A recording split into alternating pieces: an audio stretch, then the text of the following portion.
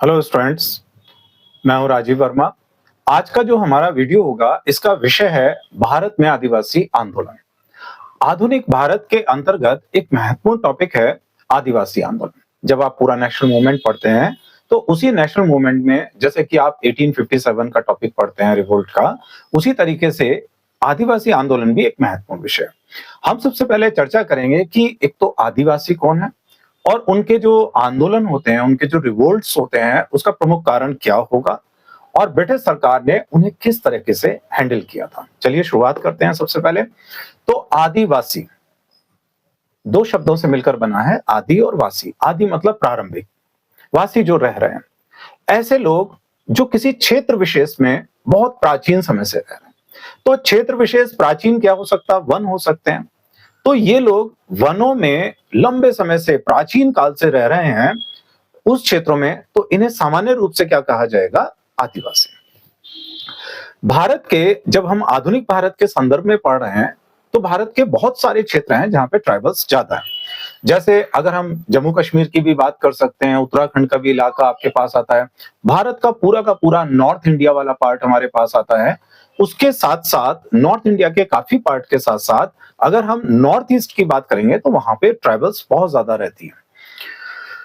इसके अलावा पूर्वी भारत का क्षेत्र है जिसमें बिहार, झारखंड, बंगाल और उड़ीसा की बात कर सकते हैं।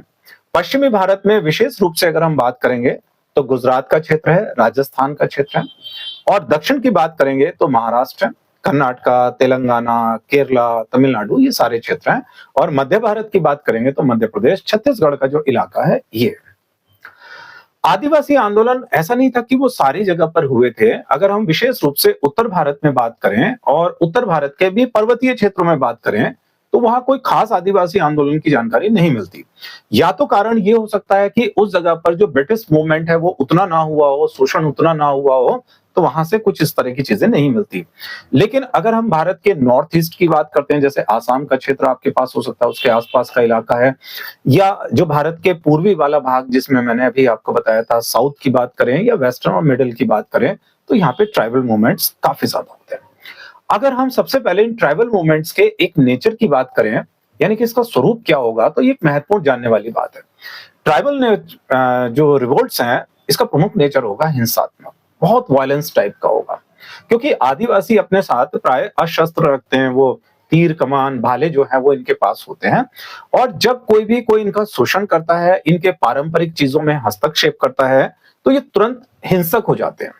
तो एक साइड से जो हिंसा चलती है तो ब्रिटिश सरकार इनका जो दमन करती है वो भी प्राय हिंसात्मक होता है। किसान आंदोलन और आदिवासी आंदोलन में एक मूल अंतर ये देखने को मिलता है कि किसान आंदोलन प्राय उतने हिंसक नहीं होते हैं, लेकिन आदिवासी आंदोलन होते हैं। अब वो ऐसी क्या चीजें हैं जिसकी वजह से ये हिंसक होते हैं? तो सबसे मूल चीज है, देखिए समझिएगा, जो आदिवासी हैं वो तीन चीजों को लेकर अपना प्रारंभिक जो जीवन स्तर है वो एक पैटर्न पर चलाए जा रहे हैं। वो है आपके पास जंगल, जमीन और पानी। जंगल, जमीन और पानी, क्योंकि लंबे समय से वो इन क्षेत्रों में रह रहे हैं, तो इन सब चीजों को, जो नेचुरल रिसोर्सेज हैं, वो इनको यूज करते आ रहे हैं। और एंशिएंट हिस्ट्री मेडवल में हमने कहीं ये नहीं पढ़ा कि आदिवासियों ने कोई खास ऐसे आंदोलन किए, क्योंकि किसी राजाओं ने इनको कभी डिस्टर्ब भी नहीं किया है। जैसे कोई टैक्स का कोई मैटर आता है, या इनको हटाने का मैटर आता है, या इनके जो पारंपरिक राइट्स होते हैं उसको हटाने का कोई मैटर आता है, ऐसे कोई बड़े आंदोलन हमने भी नहीं पढ़े। पर जब ब्रिटिश सरकार आती है तो ब्रिटिश सरकार ने यही जो नेचुरल रिसोर्सेज की मैंने आपसे बात की है, उसको कहती है कि ये तो चूंकि गवर्नमेंट की है और गवर्नमेंट के अकॉर्डिंग आप इनको यूज करेंगे और इस पर आप टैक्स देंगे, तो ये इनके लिए बहुत मुसीबत की चीज आती है। तो पहली महत्वपूर्ण चीज हमारे पास आएगी, वो है ब्रिटिश लैंड रेवेन्यू सिस्टम। जैसे आप जानते होंगे कि भारत में तीन तरह के ब्रिटिश लैंड रेवेन्यू सिस्टम आए थे। महलवाड़ी था, जमींदारी व्यवस्था थी, और रैयतवाड़ी थी। ये जो ब्रिटिश लैंड रेवेन्यू सिस्टम जहां भी लगे, दो प्रमुख बातों में शोषण करेंगे। एक तो जो टैक्स होगा वो बहुत हाई टैक्स होगा, 40% लमसम इतना। पहले जो आता था वो लगभग 25% था, तो जो टैक्स होगा वो काफी हाई होगा, लगभग 40% या ज्यादा। और नंबर दो, एक प्रॉब्लम आपके पास आएगी कि टैक्स की जो डिमांड होगी सरकार की, वो होगी कैश में। अब आप खुद थोड़ा सा इमेजिन कर सकते हैं कि आदिवासी एक ऐसे क्षेत्रों में उस समय पर रह रहे हैं जहां पर कोई विशेष पैसे का लेन देन नहीं चलता, तो ये कहां से तो बहुत हाई टैक्स देंगे और कहां से भैया कैश देंगे। आदिवासी जो कबीलाई रूप से अपना छोटी मोटी कृषि करते थे, तो उनकी एक परंपरा चलती थी, खुद कट्टी परंपरा, मतलब सामूहिक रूप से कलेक्टिवली रूप से वो खेती करते थे। किसी एक पर्सन का खेत नहीं था, वो सबका एक खेत था, तो सब मिलजुल कर खेती करते थे। पर ब्रिटिश जो लैंड रेवेन्यू सिस्टम है वो ये कहता है कि जो व्यक्ति खेती करेगा वो टैक्स देगा। तो इनकी खुद कट्टी व्यवस्था जो थी वो उसको ध्वस्त कर दिया। और कैश को लेकर जो प्रॉब्लम आई मैंने आपको बताया है, उसमें अब इसका जुगाड़ कहां से किया जाए, तो यहाँ पर बाहरी लोग आते हैं, जमींदार साहूकार टाइप के लोग आते हैं, वो इनको उधार देते हैं, कुछ चीजें इनसे गिरवी रख।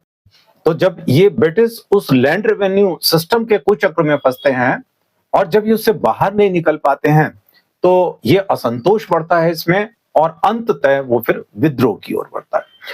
दूसरा महत्वपूर्ण था ब्रिटिश ऐसे कानून जो फॉरेस्ट कानून थे आपके पास में, उन्होंने जंगल से जो ये जंगल के प्राकृतिक चीजों को प्रयोग कर रहे हैं उसको रोकने के लिए बहुत सारे कानून बनाए, तो ये इनके असंतोष का एक बड़ा कारण था।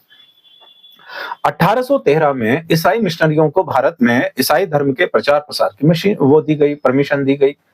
तो जो ईसाई मिशनरियां थी वो आदिवासी क्षेत्रों में जाते हैं, यहाँ पे भोले भाले लोग रहते हैं, उन्हें कई प्रकार का लोभ लालच वगैरह दिया जाता है और इनका धर्म परिवर्तन किया जाता है। ये प्रक्रिया बड़े पैमाने पर। तो ईसाई मिशनरियों के इन कार्यों से भी आदिवासियों को ये काफी डर था कि उनका धर्म उनकी संस्कृति काफी खतरे में है।